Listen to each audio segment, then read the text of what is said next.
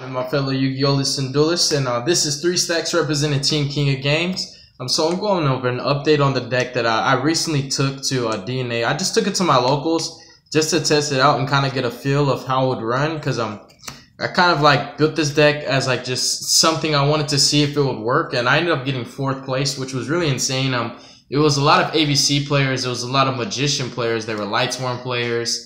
It was kind of like basically just like Dracos, ABCs, and Magicians was a lot of what I saw, and then like I saw a lot of Twilight Sworns as well. But I still did exceptional. I went X1 and lost literally 1 time, and the one L I took, I actually lost it in time, which was, you know, wasn't too bad.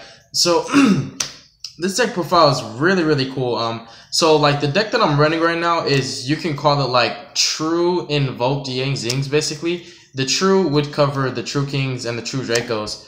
So like the deck, it's just like really nutty. It's a very annoying deck, and the concept of it was like the invoked works with pretty much any attribute. So any deck that runs multiple attributes can abuse invoked. And I felt that Zings was probably the best deck that you can run an invoked engine in, simply because they have all 6 of the attributes. So I had very good theories and reasons for playing the cards that I played, and for putting the deck together. Now the deck obviously is like something that's kind of like far-fetched, and you can say it's really like you can say like weird or awkward, and it's like, how does the deck work?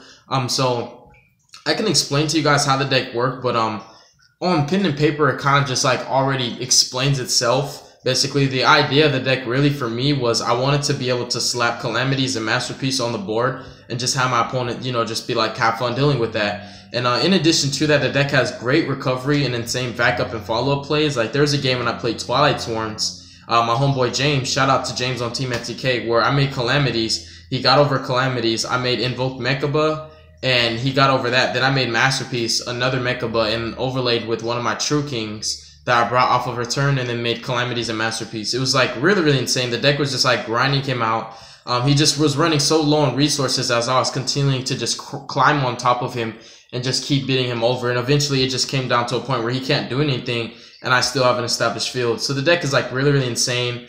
Again, like my card choices are going to be a lot different, and obviously there is no standard list for true invoked Zings.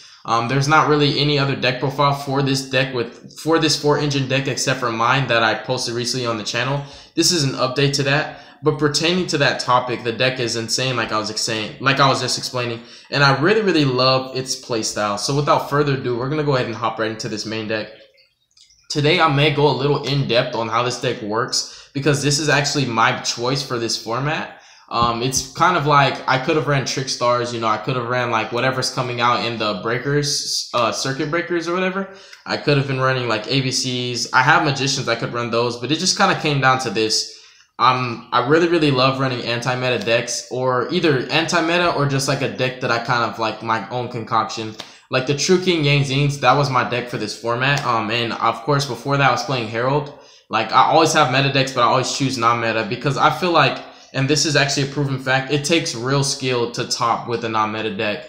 Now the only thing I really would say that's meta about this deck is like the diagrams and the Masterpiece. The True Kings themselves are not actually meta. Lithosa Jim was like the only meta True King, and he's banned. So this is the main deck. So in this list I'm currently playing 1 Masterpiece. In the original list I was playing 2, and it came down to I'm not really going to be in a situation where I'm dropping 2, and once I drop the first, I'm either winning that game or I'm trying to push through an established board. And it also was like, you know what, I can always recycle this with my Disciples of the True Draco Phoenix, and this is actually not like the main win condition of the deck. Really the main win condition of this deck is Calamities, which is like one of the best cards ever made by Konami. But Masterpiece is a really good card. He's a skillful card to me. He's like low-key broken, but not too overpowered. They did balance the card out in the fact that he can't be unaffected by everything. And if you can out the diagram, you can attack over him, obviously. But he's still such a great card. It increases your ceiling. Having any deck that can play Dracos definitely has a higher ceiling than it would have had without the Dracos, and that much is certain. And then for the True King lineup, we play 3 copies of Barastos the Fathomer. Now, of course, we all know that Dracos and True Kings are enemies, and I consider him a king himself. You know, he's a true Draco slaying king. They slay Draco. I don't know if they slay Dracos or they're just like Dracos who slay. But the true Draco slaying king, of course, Barastos the Fathomer, he's the king.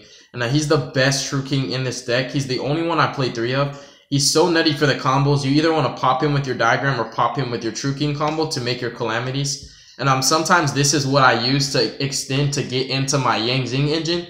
Like if I'm playing a deck that I know, like for example, Twilight Swords, or if I'm playing a deck that I know is going to end up like grinding me out, like burn through my resources, sometimes I tend to like use this guy to extend to flow into my Yang Zing, and then I'll reveal the fire, you know, like pop the wind and just make my calamities steal. But it's better sometimes to make the calamities with the Yang Zing left on the field at the offset chance your opponent either kaijus the calamities and like dark holes you, or if you know your opponent's going to have like too much going on at once, you'll always have that floater to keep your field presence relevant. So like that's a great thing that the Yang Zings do. They're kind of like an extension, at the same time a backbone and a follow-up play, because they maintain your field presence and ensure that you always have a monster to tribute for your masterpiece, which was a great theory behind playing this deck with the Yang Zings, because I kind of just didn't want to give up on the Yang Zing dream. I think Yang Zings are just such an amazing deck. And then we're playing 2 copies of Mariamne, the True Draco Phoenix. This is a card I want to play at 3. Right now, one of the newest techs I put in the deck was set rotation. I was kind of scared of playing it in the beginning because I was like, I know True Draco Invokes out there and I hate to give them a meltdown. But then it also came down to this. If you're resolving multiple diagrams in the same turn, or even just one, for the most part, your opponent's not really going to be able to do anything at that point, because you can make your calamities or your masterpiece. And if you don't want to make calamities, you can just go for your invoked play and then make, you know, like you can activate your meltdown first and then resolve your set rotation. It's just like really, really clutch. So it came down to that. So that's how I was like, you know what, I'm going to play set rotation now, because like I have multiple field spells, and if it's not like an invoke mirror match, they can't do anything with the meltdown, which actually helps a lot. I would never in any situation give them a diagram. But 2 copies of Mariamne. She's like the best True King, or she's like not even king, but she's the best chicken to pop with your diagram. Honestly, because when you resolve this, like it's a simple 2-card combo. If you have like terraforming, diagram, or set rotation, you can literally pop her, and then you search for True King's Return, which is right here, and you search for Masterpiece, and on your opponent's turn, you can use this to special summon her from the grave and tribute summon for your Masterpiece, literally off of that 2-card play, which is just a diagram in her. So that's why I've kind of been on edge about playing 3 of this card, but it also came down to this. Even though you play a lot of ways to get to diagram, you might open up a hand with her in no way to destroy her, so I didn't want to break. So I felt like 2 was perfect. Like you see it enough, but not like too much. Because in addition to that, you'd hate to see multiples of this. You'd love to see multiples of this, though. The Water True King is like the best one. Barastos is insane. So 2 Mariamne, the True Draco Phoenix, and 1 True King Agni Mazu, the Vanisher. The Vanisher is really, really insane. He's one of my extensions for this deck to go into calamities, and he's also one of my favorite True Kings to summon under calamities, because you get to clear 2 monsters and then banish 1 from field or grave. And for the most part, like if it's in the Trickstar matchup, you're gonna reveal this popping 2 of their Licorices, and then his effect is it's all in one effect, so they can't chain reincarnation. He's gonna get to banish 1 of their Licorices first, and then you know they can try to use reincarnation to bring 1 back, but you've banished 1 of their Licorices, which is very important, and it does hurt. And there are also other scenarios and situations when this card's banishing from the grave effect is actually extremely important. Like it helps out a lot, especially when you're playing against ABCs and they have pieces, like they have like 2 out of the 3 pieces, you just banish 1 and just set them back. Now they have to work on getting the other 2 engraved. So he's like a really, really great extension. And there have also been times, because now I'm running 1 Masterpiece, where I've literally popped him with either my diagram, or like I revived him from the graveyard off of Apocalypse, and they use off of Return, and use Apocalypse to pop him, have my opponent's attack, and then use his effect, add Masterpiece from grave to hand, and then summon for Masterpiece on the same turn. In a similar fashion, you can use Return to bring back Mariamne, use Apocalypse, pop Mariamne, you know, and do that. And I explained that in my first deck profile, but I'm going over that again for those of you who are either have not seen the first deck profile or are kind of like new to my channel and don't know how to do things. So this deck is like, this is the second take on it, and I really like it a lot. Like this deck is so fun. It's definitely a skillful deck because it's just not easy to play, and that's what I like. I like a mental challenge. So the kings basically, Masterpiece is a Draco, but he's still a king. So just playing the 7 kings. And moving forward, that's like kind of like your main deck bosses, you can say. Like their main deck beat sticks, main deck bosses, and it's like how you can basically outboards without even going into your extra deck, which is pretty cool. Because in certain matches, your opponent will actually like give you the attributes you need. And there are also really cool interactions when you have like calamities on field. You don't even need to call water in the paleo matchup. You can literally just reveal this guy. If they don't have a response, you clear 2 of their cards and then banish their paleo back rows, which is important. So again, moving forward, I'm going pretty in depth as I explained. So I may take a little bit more time on certain topics to kind of touch every corner and aspect of it on what's good with what and what's not good. So we're playing 2 copies of Mr. Crowley. For the life of me, I've been trying to cut this card down, but there are also those situations where this card either gets ashed, it gets warninged, or it gets striped, which really does hurt the deck a lot. So I felt like if I played one of this card, like if it gets striped or get ashed, then your magical meltdowns are potentially all dead draws now. In addition to that, you have to like top deck Invocation now, which really sucks. So you want to play 2 of them, and also you're in that situation where sometimes you have to discard him for his hand trap effect to give the 1000 boost to whatever fusion you have on field. For example, if you have like a Mechaba and like you're trying to attack over something big, you know, you can pitch him for the effect to put Mechaba at 3500, which is pretty impressive. And Mechaba, like there's another great thing about the Mechaba, which we're kind of off topic for like 10 seconds. Mechaba is actually how you can out Crystal Wing that's indestructible. Basically what happens is all you need to do is just activate an effect that's like a threat, like for example, or you can even back it up with a strike, but basically you can bait out the Crystal Wing by attempting forcing your opponent to attempt to use its effect, and then you can chain Mechaba to banish it. Or there's even a situation where it's like you have like a Masterpiece on field and you're using Masterpiece to pop one of your opponent's important cards, and then like if it's a monster effect that floats, just for example, like Mechaba will banish it instead of it hitting the grave.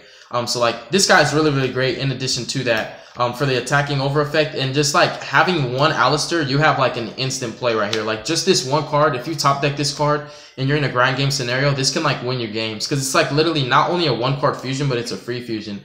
So like for the most part, every time I see this card, I think Mechaba. I have Mechaba now. I have negation that banishes and doesn't destroy, which is extremely important for a lot of scenarios. And because you're playing the diagram, you have searchable spells and searchable traps. So whatever matchup you're in, you can search the food you need for Mechaba. For example, if you're playing Trickstars, you're going to want to search Draco traps. You know, if you're playing Pendulums, you're going to want to search Draco spells off your diagram. So the deck is very versatile and well balanced in the sense that it doesn't really overdo anything on one aspect. It kind of does everything it needs to do well. So 2 copies of Mr. Crowley. And then the Yang Zings, I'm actually using them as an engine now. As I was saying, either an extension or a backbone. So we play 2 copies of Fire, 2 copies of Earth, Swanee the Fire, Beyond the Earth, 2 copies of Bixie the Water, 2 copies of Chiwen the Light, and to sum up the Yang Zing lineup, we're playing 1 copy of Jiaotu. I was playing Pulao, like I tried him out in this list, and Pulao was like really good when you have the Wind True King, Mariamne, and you're like trying to reveal her to summon. But it also was like, I really need to make space in this deck. Right now, this is a 42 card deck. I'm trying to get away to make it 40 cards and just take 2 cards out. Which it originally was a 45 card deck, and I took out Yang Zing Path, Zafranu, the Secret of the Yang Zing, and also Masterpiece. Those cards really hurt, but at the same time, I needed to cut the deck, and I was like, all right, let's just cut the stuff that's not extremely important and vital to the playstyle. So we're playing like literally an 11 card Yang Zing engine. Now, what this does for this deck is it gives you great pops for your diagram. If you don't have Mariamne, the True Draco Phoenix, these are the next best cards you want to pop with your diagram, because they replace themselves with field presence, so you don't lose anything. Most decks actually have to take a minus to resolve diagram, which I'm not used to that because I've always played True King Yang Zing, so I'm used to like always getting double advantage off of diagram. So the Yang Zings are great for that aspect, and also they give you all the attributes you need for the invokes, so they have like dual utility. And also, of course, they have the ability to synchro on your opponent's turn, which actually can catch people off guard. Of course, like making cards like Baxia on your opponent's turn to shuffle their deck, shuffle all their cards back to your deck, making Black Rose in your opponent's turn, and also making Herald of Arclight, which is by far the easiest synchro to make in this deck. And of course, they also give you access to this card right here, Chao Feng, which actually directly affects the player, which says your opponent cannot activate monsters' effects with the attributes that you use. So because you have every single attribute, there's not a single deck that you can't shut down with this engine, which is insane. So Chao Feng, a lot of times I use Magma Dragon, which is the final monster for basically the Yang Zing engine, you can say, as an extension to go into Chao Feng, for example, I'll pop the Water True King and summon Magma Dragon off of his effect and use Magma Dragon to bring like this card back.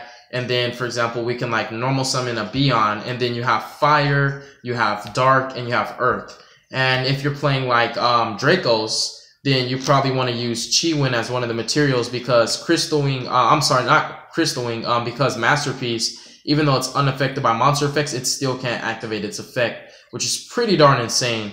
So like I really like it a lot. Like having the Yang Zing engine, it increases your ceiling because it gives you access to cards that just like are really hard to get over. Baxia just breaks established boards. Yazi, depending on how you make him, like if you make him immune to traps and unable to be destroyed by battle, he naturally can't be targeted. In your Draco matchup, like if they're playing Draco Wind Witches, they can't do anything. Crystal Wing can't attack over him. You're never going to use his effect because if Crystal Wing can negate it, and Masterpiece can't get over him, and their back rows can't, you have to kaiju him in that matchup. So he's really strong. If you're playing in time and you're already winning as far as damage, let's say your opponent's at 65 to your 8,000, if you sit on this card, you'll just win, which is pretty insane. So the Yang Zings I have a lot of good reasons for playing this Yang Zing engine in this deck. Magma Dragon being not a Yang Zing, but he gets you to anything you need. Any True King or any Yang Zing. He's a great extender and also recovery play because Baxia can summon this card from the grave, triggering his effect once again. And finally, for the monster lineup, we are playing 3 copies of this beautiful baby right here. 3 Ash Blossom and Joy Spring and 1 Maxi. The deck is so combo oriented that I can't afford to play too many hand traps. I can't really afford to play Ghost Ogres. And, you know, like I side deck Droll and Lockbirds because it's just like way too clutch against too many decks. But if you want to, if you can find a way to fit certain cards in this list, I recommend playing the Ghost Ogres and try out the pull out for yourself. That's if you're playing on net decking me. But aside from that, that sums up the monster lineup itself. Ash is just too good of a card to not play, no matter what deck you're playing, except if it's a Demise deck. Now moving forward to the spells, we play 3 copies of Dragonic Diagram. This is obviously the best field spell of the format. And the second best field spell of the format is definitely going to be Magical Meltdown. I think like Union Hanger is like really good, and people can argue saying it's one of the best field spells, but the field spells I'm talking about, I guess we can say the category is applicable and also versatile field spells that can be played in pretty much any deck. You can play Diagram and Magical Meltdown in any deck. You cannot play Union Hanger in any deck. So I guess it is a great field spell, but these are awesome because not only are they broken, but you can play them in pretty much any deck, as I explained. And I don't want to maximize on Meltdown. I call this card Hot Sauce, and this card's Double D's. And then we have 3 copies of Optimus Prime itself, because this gets you, it just transforms into whatever field spell you want. It's really good. And I only have 1 set rotation. I think at bare minimum, at maximum, I'll play this card at 2. Like 3, I think just would be overkill. Like, I feel like I would run into the hands where I have like a Terraforming, a Meltdown, and then a set rotation. And it's like, while that's good, like if you're resolving Diagram, you need a card to pop a Diagram. And if you open up with a hand with a bunch of field spells, you're gonna have to waste one of your Diagrams to pop a field spell from your hand. So I think what I would do is probably play 3 Terraformings in 2 copies of set rotation, just so that I don't draw into too many. I know it's weird. I know some people can say play 3, but I think 2 is perfect. And like missing out on 1 less set rotation, you still have 8 copies of Diagram. Yes, you can have 9. I understand that, but I just really don't want to open up with too much of the same card. Like while Diagram is a great card, I'm not saying it isn't, but I need good cards to pop. And if I open up with too many field spells, Diagram's only gonna be able to destroy like a Terraforming or a Meltdown. So it's not really gonna be that great. So this is pretty much all for the field spells, which is the most important aspect of the spell lineup is the field spells. They generate all the advantage. Then I play 1 Heritage and 1 True Disciples, the True Draco Phoenix. For the most part, I tend to banish Heritage like a lot with Masterpiece, but a lot of the times I like to like keep Disciples on the field as much as possible because this is how I recycle my Calamities. I recycle my Masterpiece without Agni Mizzou. This is the other way to do it. And it's also how I recycle all of my True Kings, like putting Mariamne's back, putting the Water True King back, and I only play 1 of the Fire. So this is very important. I've considered playing 2 of it, but in this deck, like, it comes down to this. Like, you really don't want to open up with the continuous Draco spells. If you're like not planning on dropping Masterpiece first turn, which I never really do, it's not smart. You don't really want to open up with these because they don't do anything in this deck aside from helping you to get to Masterpiece. And then drawing them first turn, you're not really going to resolve their effects too much, especially not Heritage, because you're not playing Draco monsters at all. You're just literally playing the Masterpiece. So these are just ways to tribute summon for Masterpiece, food for Masterpiece, And then this effect comes up a lot where like you can draw, especially in the mirror match. And this comes up a whole lot more because you burn through your True King engine. And I only play one Calamities because of space issue, so I need to put him back all the time with Disciples. So that pretty much that's it for the True Draco spells. Then I play one Soul Charge, the best spell in the deck, and one Invocation. I only own one Invocation, but even so, I'm still only gonna play one. Because I don't want to run into those awkward hands where I'm drawing this card with no Alistair. I play a lot of ways to get into it first, but I still only want to play one. In addition to that, because we're in Link format, you really can't resolve Invocation twice in the same turn, unless you're just stupid. So moving forward, we're playing 3 copies of Solemn Strike for the traps, and then we play 3 True Draco back rows, which is in the form of 2 Apocalypse and 1 Return. The one thing I might do is actually bump Apocalypse up to 3.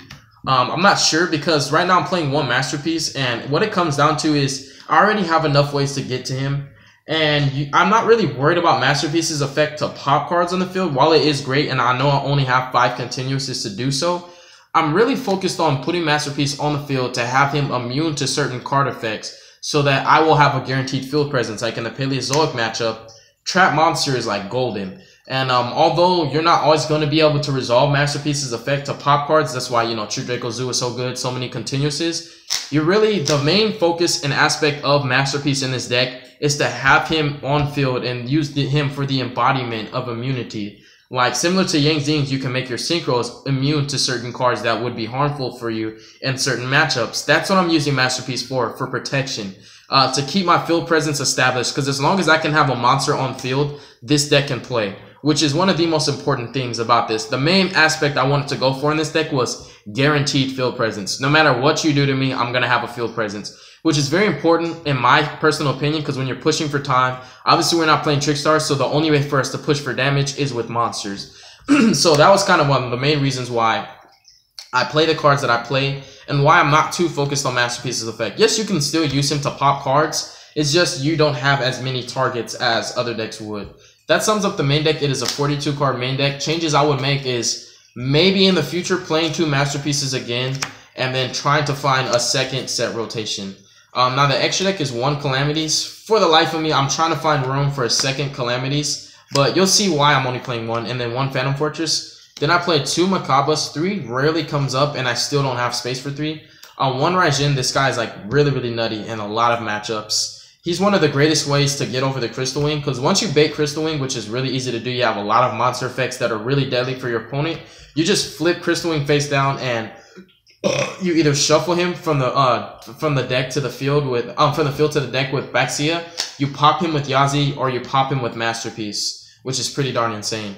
Purgatrio, I really like this card a lot. Purgatrio breaks boards. Unfortunately, I can only afford, as far as space goes, to play 2 of one of the invokes, and I chose Makaba. Obviously, he's the best, so everything else has to be one-ofs. It's not that I'm saying, oh, you should only play one of these. I don't even have space for multiple Calamities, as you can see.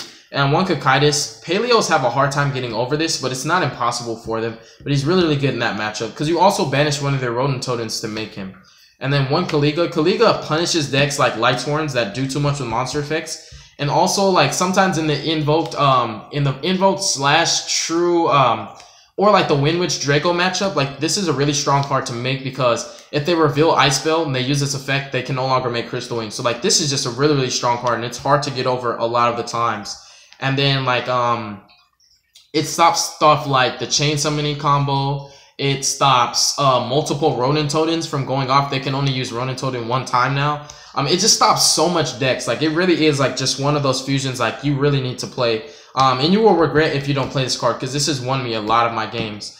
Even playing against ABCs, like, they use a lot of monster effects to get out Buster. If you can make this first, they're really only going to be able to resolve the gadget, and that's it. And they can't use A, B, or C in the graveyard. None of their effects can activate because of what he says. And also, when you have a strike or like a negation to back this card up, you can negate your opponent's 1 monster effect, and they still can't use it because he says if they attempt, which is pretty darn broken. That's it for the Invoke fusions. Then we for the synchros, we play 2 Baxia. I'm debating whether or not I want to like cut one of these for the second Calamities, but Baxia comes up a lot. He's like the main staple of the Yang Zing synchros. He's like an extender. Once you make him, you keep pushing through your Yang Zing engine and just kind of decked in a lot. And loop your resources with your Magma Dragon, so he's really good, and he breaks boards. Like anything that can't be destroyed, if it can be targeted, he deals with it. One Yazi, probably one of the most invincible monsters you can make. I think the only way you can make him more invincible is if I play pull out and you make him immune to spells, traps, and then can't be destroyed by battle. Chao Feng, this guy will win you games all the time. He's skill drain on legs, but he's a lot worse than skill drain because he directly affects the player and not the monster itself. And when he dies, you search for Ash Blossom, which is pretty insane. Like, this guy literally adds any tuner from deck to hand. I think I'm the only deck that actually searches for Ash, which is pretty insane. One Black Rose, making this on your opponent's turn is very important. One Samsara, this guy's like my new, basically, replacement for Denlong. He's nowhere near as good as Denlong, but he's Monster Reborn. He brings back anything I want from the graveyard. And then one Herald of Arclight to sum up the extra deck. I'm just really trying to find ways to play a second Calamities because it comes up sometimes where like my Disciples is gone and I can't recycle Calamities, but like I can make them. So I get forced into making Phantom Fortress, which is nowhere near as strong as Calamities. The side deck is going to be pretty interesting. This is my side deck staple. Drone Lockbird is just way too good. It's just like, it hurts every deck, especially Trickstars. They have to search all the cards they need for their combos. Once they resolve Terraforming, you just droll them. Dinos, once they resolve one Terraforming or a Fossil Dig, you just droll them. If you're playing against Dracos, you can droll any card. Everything searches, especially like Draco Demise. You can droll anything and they're done. Like, they're done for the turn. This is like kind of like a hand trap dimensional barrier. You can say in that retrospective sense that it just shuts turns down, takes turns away. 2 Denko Seika, 2 Raw Spear Mode, and then a 3 card Kaiju engine. Well, you can say Slumber makes it 4, but 3 Kaijus. I just like these. I'm debating with myself. I may play the level 9 Kaiju because it helps me to extend into Calamities off of Slumber. But other than that, even though Slumber's at 1, it's just like something that could come up. Other than that, like, I probably wouldn't change the Kaiju lineup. And then Raw Spear Modes, wish I could play 3. Wish I could play 3 Denkos, but I have to make space for the anti-spells, which we play 2 of these. Of course, we play the board wipes, Starco and Raigeki. They're all at 1 now. But, I mean, of course, I know Raigeki was already at 1. Anti-spell, I think I might switch this out for Dimensional Barrier, or maybe just like something else that hurts Pendulums more, because a lot of the times they're able to out this card. Like, what are they called? The Pendulum matchup, like, they're always able to out this card for some apparent reason. They're always able to out this. I feel like this really, you only use it for 1 turn because this deck is so explosive. Like, all it needs is 1 turn to kill you. And if you can prevent your opponent from ever establishing their field presence, you can kill them, which is really easy. This deck doesn't worry about back rows. It makes stuff unaffected by traps and spells anyways. And then, like, this is just, like, I don't know. I feel like not only for the Pendulum matchup, but D-Barrier will be a more versatile card for, like, a lot of stuff. For, like, the Wind Witch engine, for the Invoked engine, for Brilliant Fusion engine, like Minerva, you know, prevent them from making Minerva. I'm just going to cut this for D-Berries, I think. But that sums up the deck profile, and those are my theories and reasons behind playing cards that I played. And it's kind of like not a theory. I really did prove it. I didn't go undefeated like I did last week, but I did get 4th place. And the week before that, I went undefeated, which is pretty insane. But thank you guys so much for watching the deck profile. God bless you. Make good choices, and don't hurt your brain cells. Peace out. Oops. Let's check this out here.